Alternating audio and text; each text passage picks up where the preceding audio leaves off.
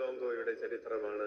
1872 ഒരു വക്കീലായിട്ടാണ് ബോംബെ എന്ന് പറയുന്ന ഒരു ഗ്രാമത്തിലേക്ക് ഒരു സാധാരണ നമുക്കിപ്പോ ഒരു ഒറീസയിൽ ഒരു ഗ്രാമം പോലെ, അച്ഛനത് വായിച്ചപ്പോ അച്ഛന് തോന്നിയത് ഒറീസയിലെ ഒരു ഗ്രാമം പോലെ അവിടെയും ഇവിടെയും ഒക്കെ വീടുകളൊക്കെയുള്ള ഒരു സാധാരണ ഒരു ഗ്രാമത്തിലേക്ക് ഒരു വക്കീലിന്റെ ജോലി ചെയ്യാൻ മരിയാന എന്ന് പറയുന്ന ഒരു വിധവയുടെ 5 മക്കളുള്ള ഒരു വിധവയുടെ സ്ഥലത്തിന്റെ ഒക്കെ കാര്യം ലീസിന് കൊടുക്കുന്ന കാര്യം ഡീൽ ചെയ്യാൻ വേണ്ടിയിട്ടാണ് ബർത്തലോ ലോങ്കോ ബോംബെ എന്ന് പറയുന്ന ഗ്രാമത്തിലേക്ക് എത്തുന്നത്.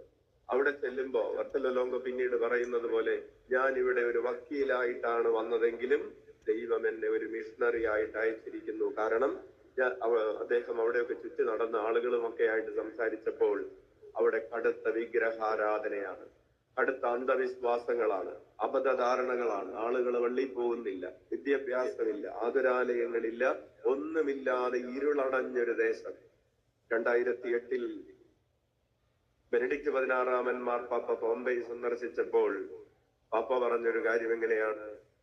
ഒന്നുമില്ലാതെ ഇരുളടഞ്ഞ ഒരു ദേശത്തെ ഈ വിശുദ്ധൻ എല്ലാമുള്ള ഒരു ദേശമായി, ഇരുളടഞ്ഞ ദേശത്ത് നിന്നുകൊണ്ട് ഒരു പ്രകാശത്തിന്റെ നഗരത്തെ സ്വപ്നം കണ്ടുകൊണ്ട് പ്രവർത്തിക്കാൻ തുടങ്ങി. നമ്മൾ ഇരുളടഞ്ഞൊരു ദേശത്തേക്കാണ്, ഇതൊരാത്മീയതയാണ്. നമ്മൾ ഒരുപക്ഷെ കാലെടുത്ത് വയ്ക്കുന്നത് ഇരുളടഞ്ഞൊരു ദേശത്തേക്കാണെങ്കിൽ നമ്മൾ അവിടെ നിന്ന് സ്വപ്നം കാണേണ്ടത് പ്രകാശമുള്ള ഒരു നഗരത്തെയാണ്.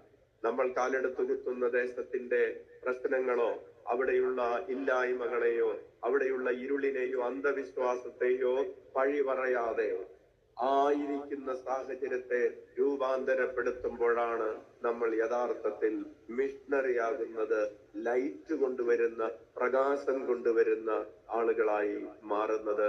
അപ്രകാരം ഇരുളടഞ്ഞ ദേശത്തിന് തന്റെ മിഷണറി പ്രവർത്തനം വഴി, പ്രാർത്ഥനാ ജീവിതം വഴി പ്രകാശം കൊണ്ടുവരാൻ സാധിച്ചു ബർത്തലോ ലോങ്കോയ്ക്ക്. നമുക്ക് കൈയടിച്ച് നന്ദി പറയാം.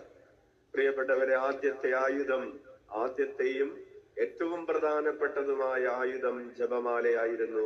ഇവരെ പ്രാർത്ഥന ചൊല്ലാൻ പഠിപ്പിച്ചു. നന്മ നിറഞ്ഞ മറിയമേ പ്രാർത്ഥന ചൊല്ലാൻ പഠിപ്പിച്ചാണ് ഈ ബോംബെ നഗരത്തെ ചാരിറ്റി സിറ്റിയായി, പ്രയർ സിറ്റിയായി ലിയോ 13 മാർപ്പാപ്പ ബോംബെയെ പിന്നീട് വിശേഷിപ്പിക്കുന്നത് the parish of the world എന്നാണ്. അതായത് ഈ ഇരുളടഞ്ഞ ദേശം ലോകത്തിന്റെ ഇടവകയായി, പാരിഷ് ഓഫ് ദ വേൾഡ് എന്ന്. കാരണം അദ്ദേഹം കണ്ടു ലോകത്തിന്റെ